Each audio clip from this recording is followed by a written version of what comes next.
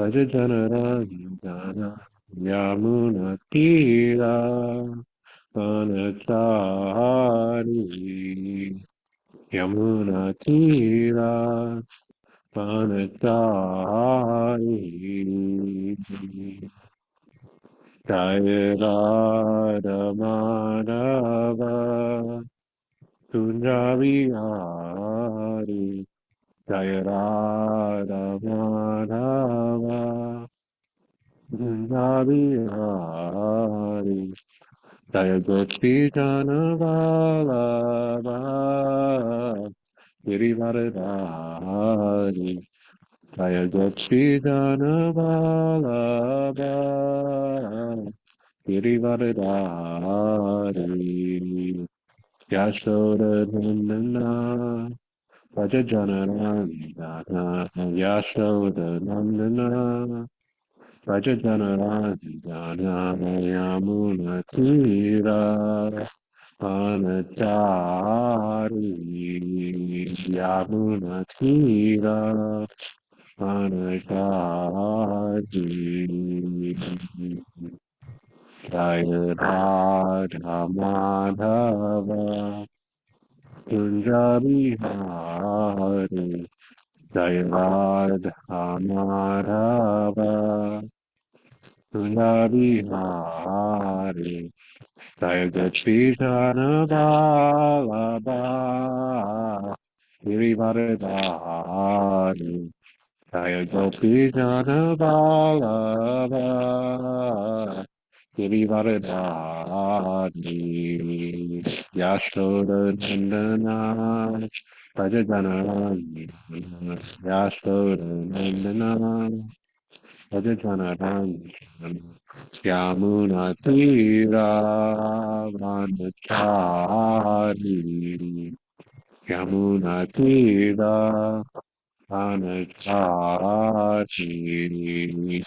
Jaya Radha Kunjari Bhagavad Jaya Radha Madhava Kunjari Bhagavad Jaya Gopi Jana Vallabha Girivaradhari Jaya Gopi Jana Vallabha Girivaradhari Yashoda Nandana Rajajanarandana Yashoda Nandana Rajajanarandana Yamuna Tira Vanachari Yamuna Tira Vanachari Jaya Radha Madhava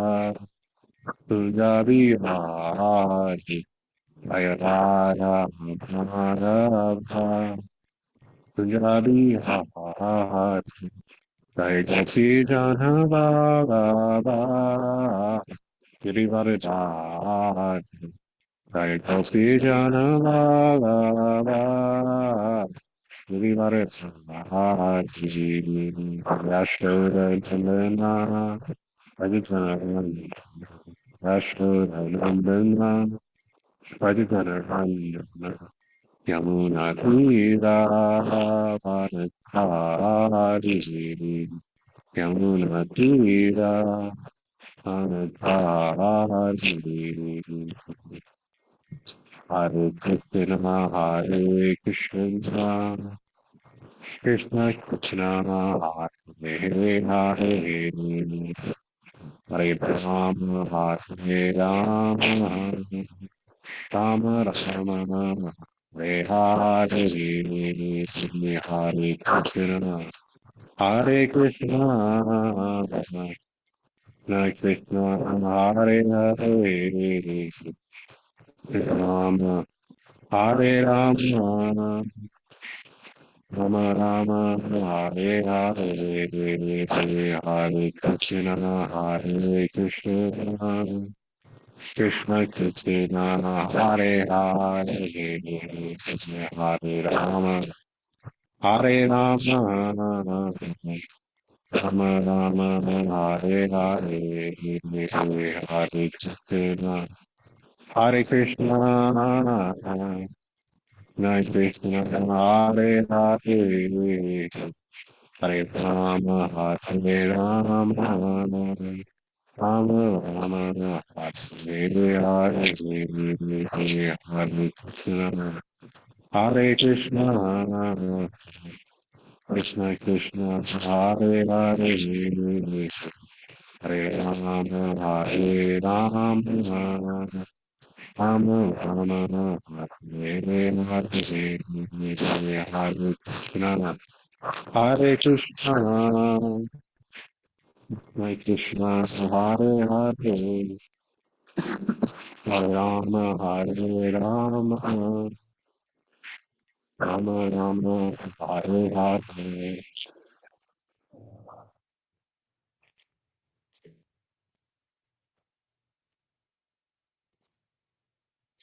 Vishnupada Pram Sabha Vitakacharya Svedasada Srimad Divine Grace A.C. Bhaktivedanta Swami Maharaj Prabhupada Ki Jai ISKCON Founder Charya Srila Prabhupada Ki Jai Vishnupada Pram Sabha Vitakacharya Svedasada Srimad Bhakti Siddhanta Saraswati Goswami Maharaj Prabhupada Ki Jai Granatharaj Srimad Bhagavatam Ki Jai Nitai Gaur Pramanande Hare Hare Bol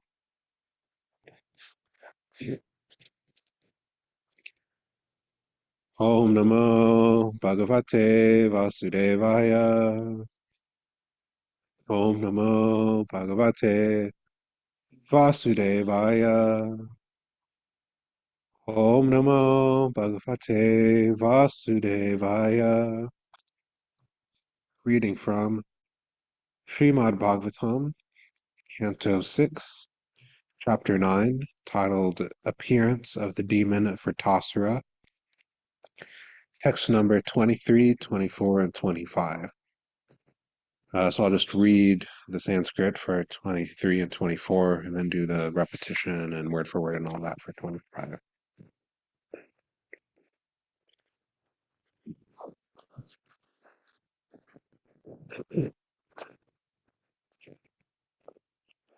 Yasya Rusinge Jagatim Svanavam Manuryatabadya Tatvara Durgam Saeva Nastvashtrabhaya Duranta Pratashritan Varicharo Pinunam Puraswam Pur Swayambur Api Samyam Mambasi Udirna Vatormi Ravai Karale Eko Ravindat Patitas Tatara Asmad Vayadyana Sanos Tupara Ya Eka Isho Nija Mayayana Sasarjayena Nujama Vishvam Ayamna Yasya Pipura Samihata Pasyamalingam Pratagisha Manina Ya Eka Isha Nijamaya Yana Sasarjayana Nushjama Vishvam Vayamna Yasya Pipura Samihata Pasyamalingam Pratagisha Manina Ya Eka Isho Nijamaya Yana Sasarjayana Nurjama Vishvam Vayamna Yasya Pipura Sami Hithata Pashyama Lingam Pratag Isha Manina Ya He who Eka one Isha controller Nijamaya by his transcendental potency Na us Sasarja, created. Yena, by whom, or through whose mercy. Anusrajama, we also create. Vishvam, the universe. Vayam, we. Na, not. Yasya, of whom. Api, although. Pura, in front of us. Samihata, of him who is acting. Pashyama, see. Lingam, the form. Preta, separate. Isha, as controllers. Manina, thinking of ourselves. Translation and purport by His Divine Grace A.C. Bhaktivedanta Swami Maharaj. Prabhupada, Srila Prabhupada Ki Jai.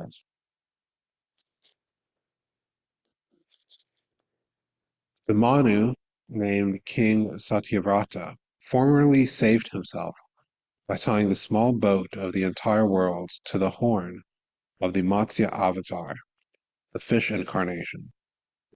By the grace of the Matsya Avatar, Manu saved himself from the great danger of the flood. May that same fish incarnation save us from the great and fearful danger caused by the son of Vashta. In the beginning of creation, a tremendous wind caused fierce waves of inundating water. The great waves made such a horrible sound that Lord Brahma almost fell from his seat on the lotus into the water of devastation. But he was saved with the help of the Lord. Thus, we also expect the Lord to protect us from this dangerous condition.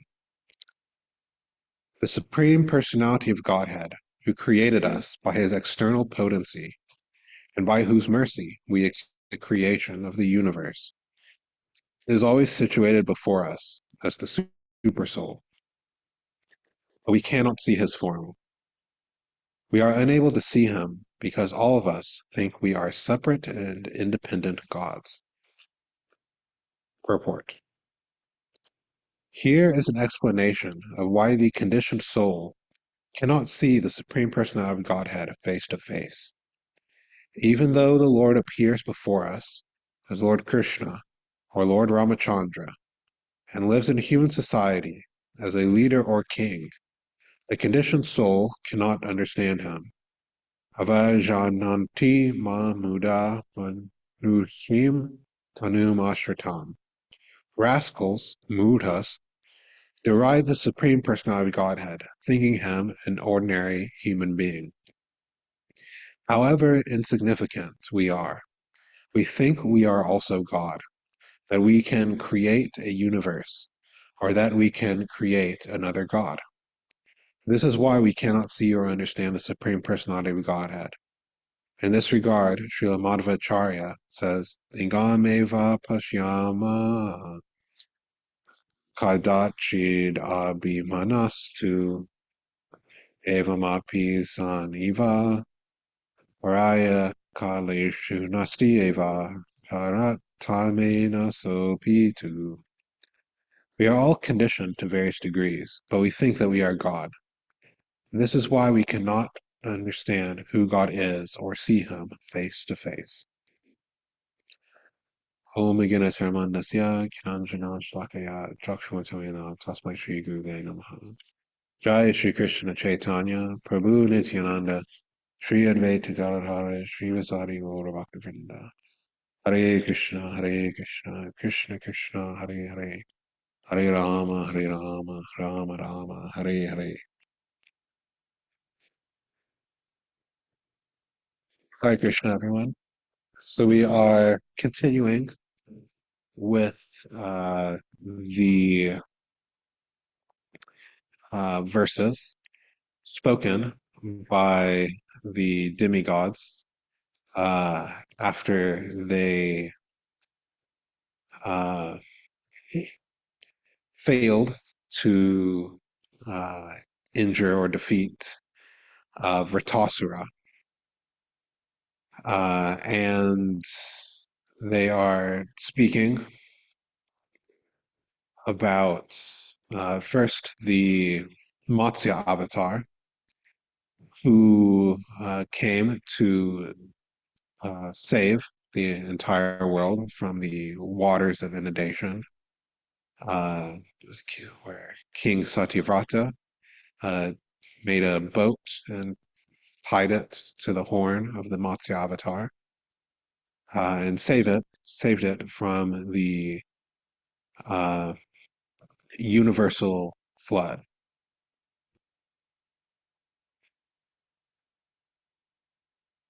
And they are reflecting and they're thinking that actually, although they are subordinate controllers, they do have some power, as well as some mm, ability to create, but are ultimately subordinate to the Supreme Personality of Godhead.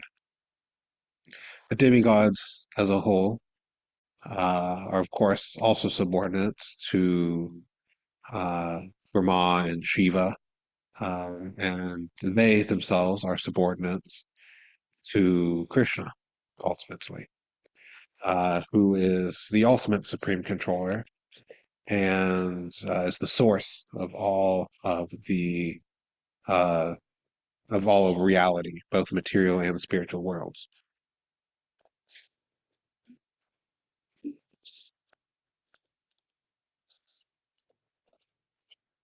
And they are uh,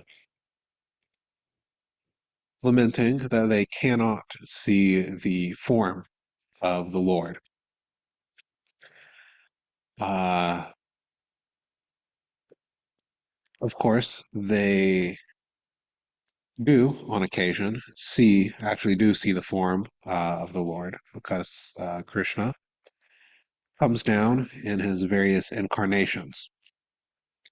And we actually see demigods in various ways interact with these forms when Krishna decides to come down and visit the material world. Of course, see Indra um, in the pastime of the lifting of Govardhan Hill. Varuna also speaks personally to Krishna. Uh, Vamana, of course, is seen by all of the demigods. But as Prabhupada explains in the purport, even if forms such as Lord Krishna or Lord Ramachandra come to live in human society,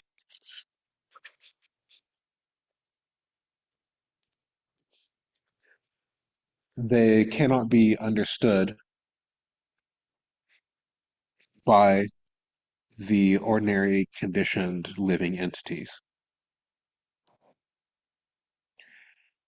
precisely because of the reason that the living entities think themselves the controllers and enjoyers, as Prabhupada puts it, uh, thinks themselves as God.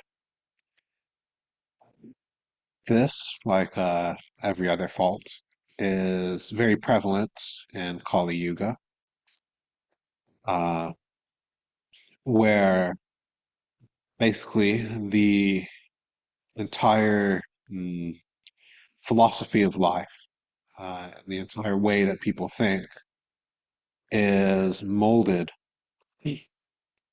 around what can I do for myself? What can I uh, get for myself? What can I do to enjoy?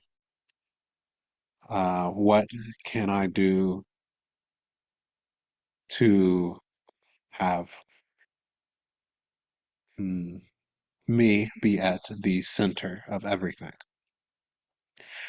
And this is what it means to think that we are God, that everything should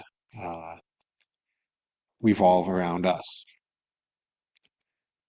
Uh, of course, in the founding documents, one of the founding documents of this country, there's kind of this something that's become a catchphrase, life, liberty, and the pursuit of happiness. Of course, we do not give ourselves lives or sustain our own life. We are dependent uh, in so many ways, on the sun, on the rain, on the earth, uh, and, liberty.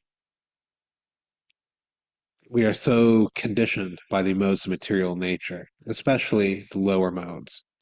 You could make an argument for some form of liberty if one is in the mode of goodness, that one is, actually free. Uh, but in the lower modes, especially, we are more or less just pushed around. That um, we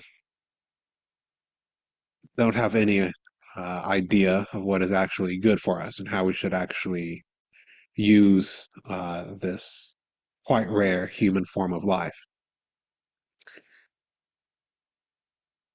And of course, the pursuit of happiness uh, always ends up as just leading to distress, because in the material world, happiness and distress are co-occurring factors. They cannot be separated from one another. But even after all of this, we uh, think ourselves as God. We think that we are the controllers. And sometimes, somebody realizes the very obvious fact that they are not God. They say, okay, well, I can't be God, but then nobody else can be either. And this leads, of course, to impersonalism of one form or another. In the, I guess you could say, traditional sort of societies, this leads to kind of what you would call traditional impersonalism. Where people talk about, Brahman and merging into, uh, the undifferentiated potentiality, um, by meditation and things like that, or just going into the nothingness if one is a Buddhist or something like that. These similar ideas are also brought in to what uh, is usually referred to as New Age philosophy, where the idea is like, oh, it's all just one man.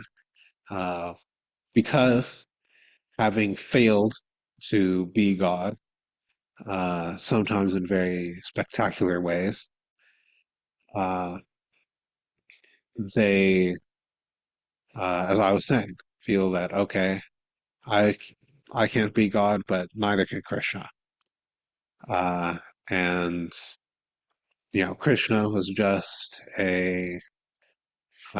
if he existed, was just a very great leader that was later deified. Uh, or, as the impersonalists say, he uh, was the first manifestation of the impersonal Brahman. All of this nonsense that people say, all because they do not want to accept that there is a God. And there is, of course, the more modern forms of impersonalism uh, that are there. Uh, the most prevalent in society. It is actually so prevalent that many times we don't even see it as an underlying assumption. in what people talk about is that of scientific materialism.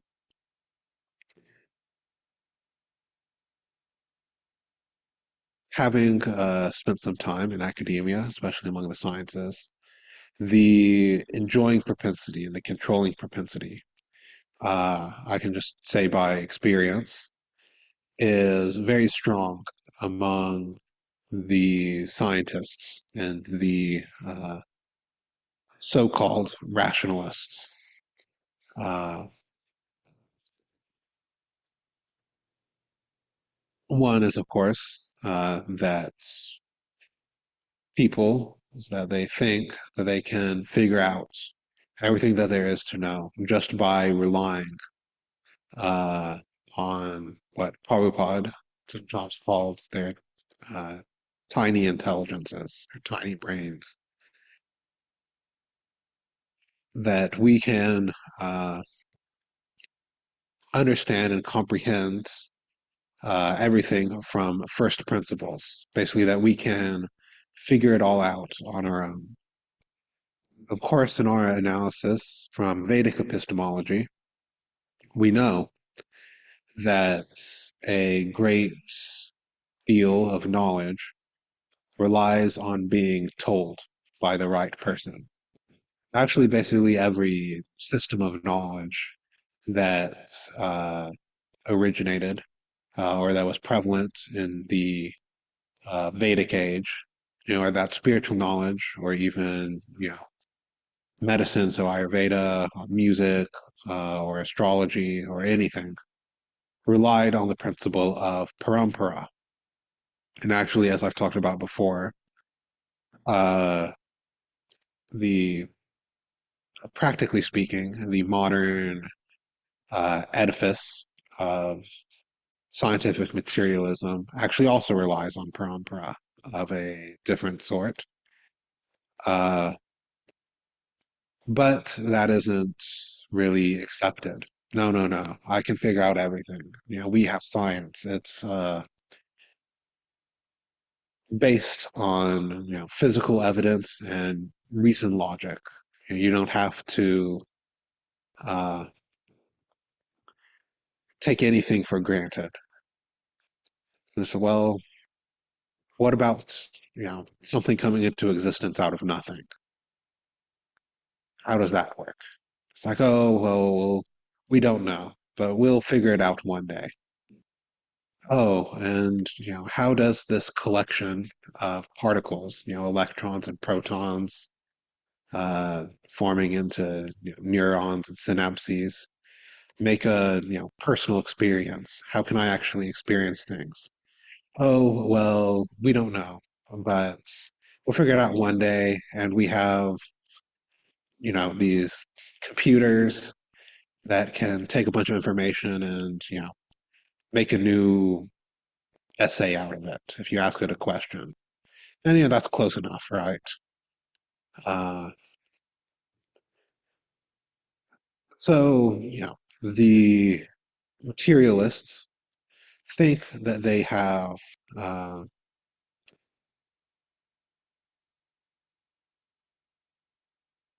gotten rid of the need for God, and in one way or another have become God themselves. You actually see this. I brought up kind of these large language model sort of things. You see this very clearly in the case of AI, artificial intelligence, or as it was called sometimes, or one of the names for it at one point in time was artificial life. That you know, basically God has created life, and now we want to create life as well.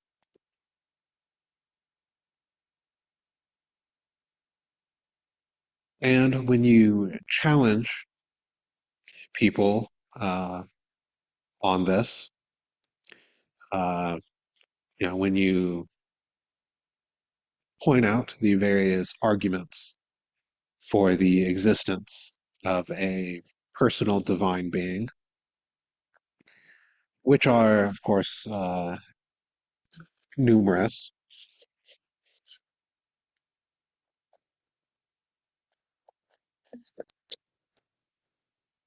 And actually, the best argument is really just a scientific experiment. Take up the process of Krishna consciousness yourself, and then you will see. But even without that, there are so many, uh, you could say, logical uh, arguments that have been found in different forms in both, kind of what one could call the Eastern tradition and also in the West. But if they, but the materialists still do not accept. They say, okay, I want to see God. Uh, why doesn't God just uh, show himself to me face to face? Why doesn't he come face me like a man, so to speak? Uh, and then I'll believe.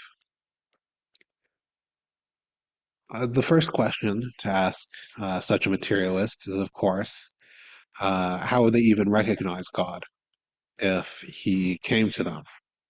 If a dark-skinned cowherd boy was playing a flute and has a peacock feather in his hair, carrying a bugle, came up and said, "Worship me, serve me," would they recognize him as God even? For all they know, God has appeared to them face to face. But because they did not recognize him, they rejected. And of course, there is the uh, deeper meaning, or the deeper, not necessarily deeper, but the other reason that I suspect most, or at least many, of these atheistic types would get very upset about, which is, why do they think they're important enough to have God appear to them? Uh, you know, most people do not come whenever they're called. If we take uh, some of the people who, at least in relatively recent history, has made these sorts of arguments, these sort of new atheist types like Richard Dawkins or Christopher Hitchens, people like that. I'm sure they got, at least in their heyday, uh, you know, so many, dozens, if not hundreds, of invites for, uh, speaking or podcasts or whatever. And they didn't answer all of them. So why should they expect that uh, God will answer every time that he is called? This actually, gets to once again the heart of this kind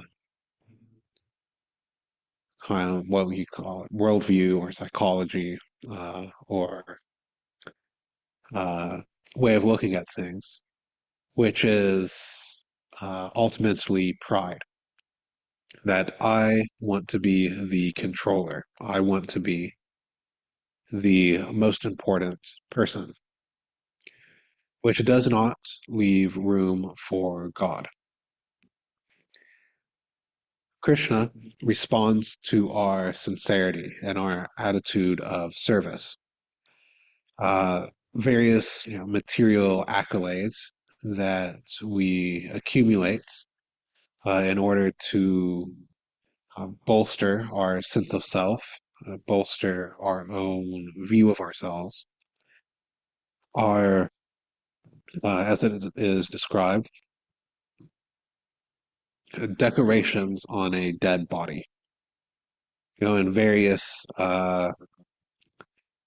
cultures around the world, there was this tradition of burying people with uh, all sorts of material goods, gold, uh, jewels. Sometimes they're even uh, buried with slaves, which is, of course, very bad for the slaves because they weren't always dead beforehand. Uh, but what is the actual uh, result of this decorations of these dead bodies? For example, they say at least that the pyramids were tombs for the kings, for the pharaohs of Egypt. And what is the end result? That, hundreds or thousands of years later, they just get raided. Somebody comes and takes the jewels and metals and all of these things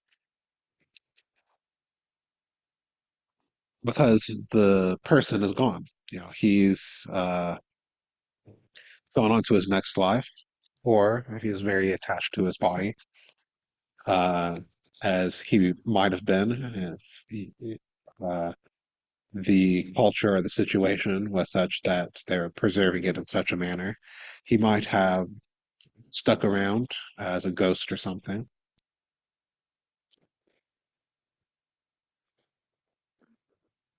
Uh, which is, of course, why in the Vedic system we generally cremate, so that there's no chance of staying attached to a decaying body.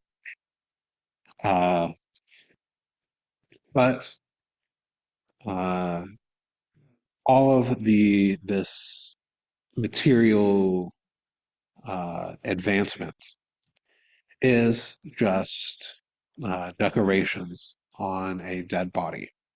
It is like, being buried with a diamond. The diamond is very valuable, but it is useless to uh, a dead person. Likewise, from the material estimation, our uh, material achievements or abilities are ultimately, in the full analysis of things, useless. Uh, but if you put the diamond in the hands of a living person, then it becomes useful. It is actually valuable. Uh, and all of these material abilities, material strengths, do actually become useful when we surrender them to the Supreme Personality of Godhead, meaning that we use them in His service, which is actually the way to see God, is sincere devotional service. This is a very easy and simple process. Uh, it's even described, in the introduction to Bhagavad Gita, that when one is first reading, when one is first trying to uh, figure all this out, you don't even necessarily have to fully believe or fully accept that Krishna is the supreme personality of Godhead. Just for the sake of argument, say, okay, when I'm reading this, I'll take it that, in the context of this, uh, Krishna is the supreme personality of Godhead. And then by doing the experiment, by practicing Krishna consciousness, one will uh, come to realize fully that Krishna is, in fact, the Supreme Personality of Godhead, and that we ourselves are not, and that it is our constitutional position to serve him. And even though the point of that is not our own enjoyment, we will actually end up enjoying more because serving Krishna is our constitutional position. It is what we were uh, made, so to speak, to do. And trying to enjoy for ourselves is uh, a losing proposition because we are not God. So when we try to be Him, we will end up always coming up short. So we should very seriously take up this process of Krishna consciousness and try to realize when we see God face to face, and not, give in to the impersonalism that is prevalent throughout society and thus within ourselves as well. So I will end here. I think I've rambled on enough. If there are any comments, questions, additions, subtractions?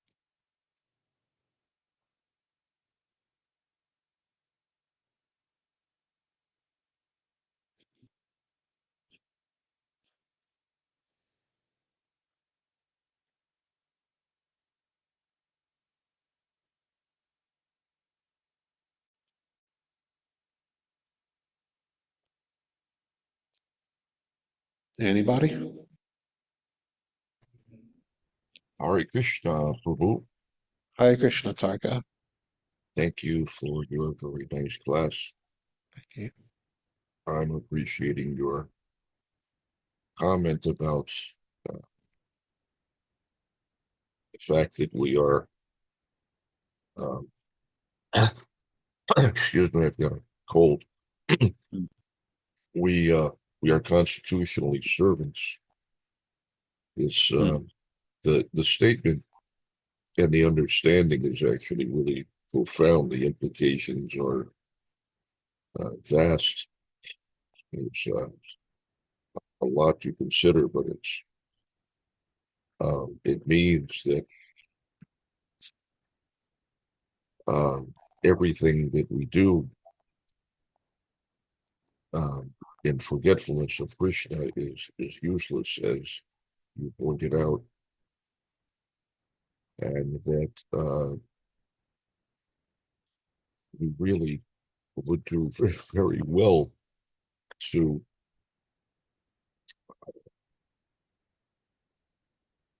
re re-examine our lives and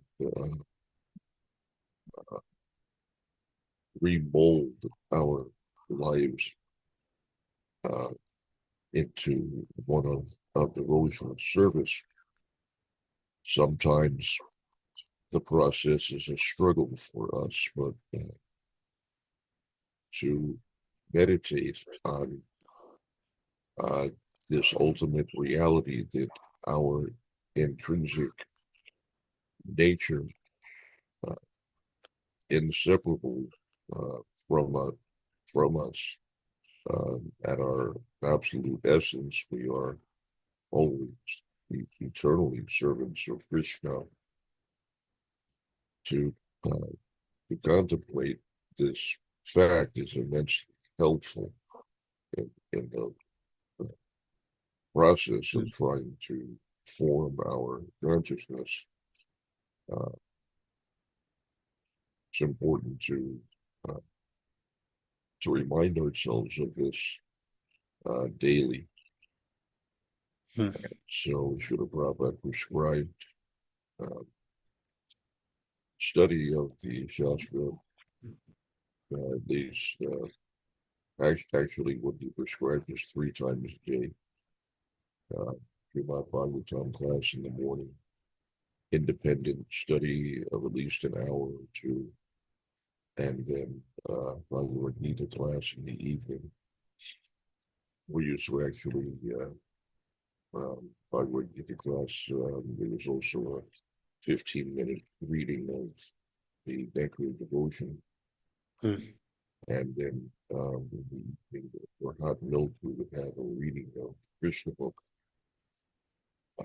Over breakfast we would have a reading of Chaitanya Charitamrita. So lots of opportunity to remember who and what we are and what we're supposed to be doing and why. In the absence of that, it can sometimes be difficult to remember who we are and what we're supposed to be doing. And so the process of Krishna consciousness sometimes becomes a struggle. We become distracted by all kinds of bad habits, sometimes succumbing to the compulsion to engage ourselves on the mundane platform of sense gratification. But by constantly reminding ourselves of who and what we are, what we're supposed to be doing, we can inoculate ourselves against that kind of mistake. It can gain tremendous strength. So hearing is essential, and the process of reading is also a process of hearing.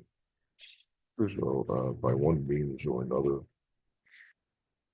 we are blessed in the present day that we have the benefit of being able to hear recordings of talks on Krishna consciousness at our convenience. Anytime and anywhere we can carry a universe of Krishna Katha in our pocket in a tiny device. That same device can be a source of terrible maya and persistent contamination.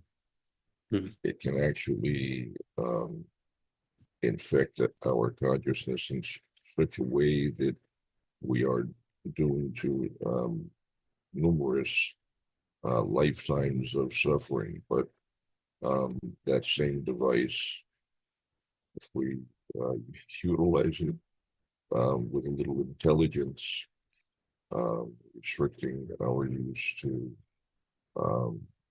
the practical applications in Krishna consciousness, such as hearing lectures and so on, we can actually burn up the reactions that would have dragged us through many lifetimes, and we can keep ourselves fixed in Krishna consciousness 24/7 and make rapid progress in Krishna consciousness. So the knife cuts both ways, and we have to be careful, but it's both a curse and a blessing. It's up to us to decide how that knife will cut.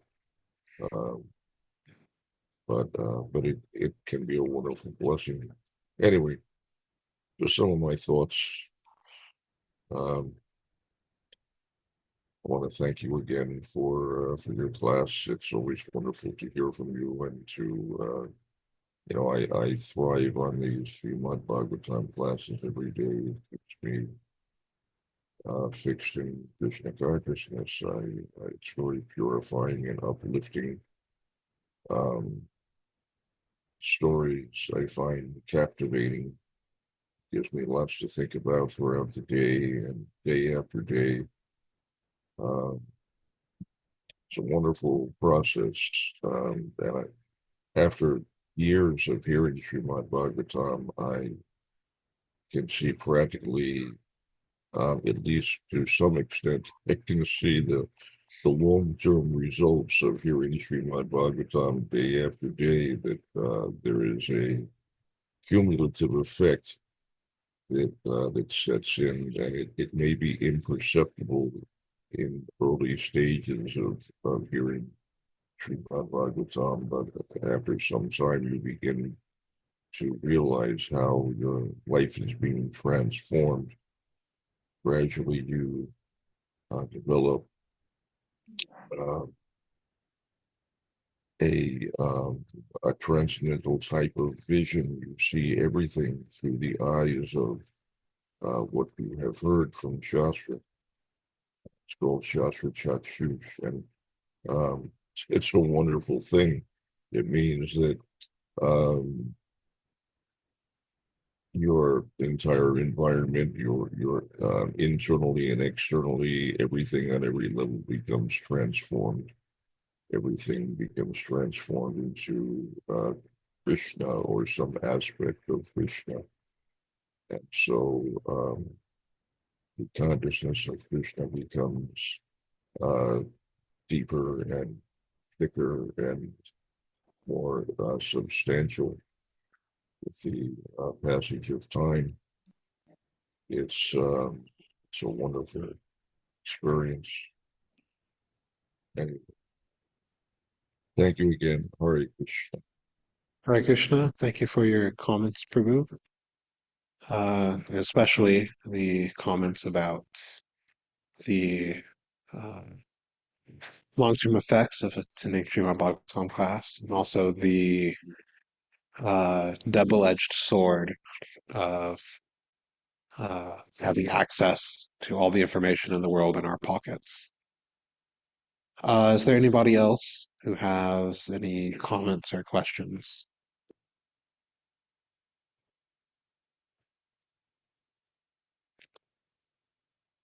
Okay.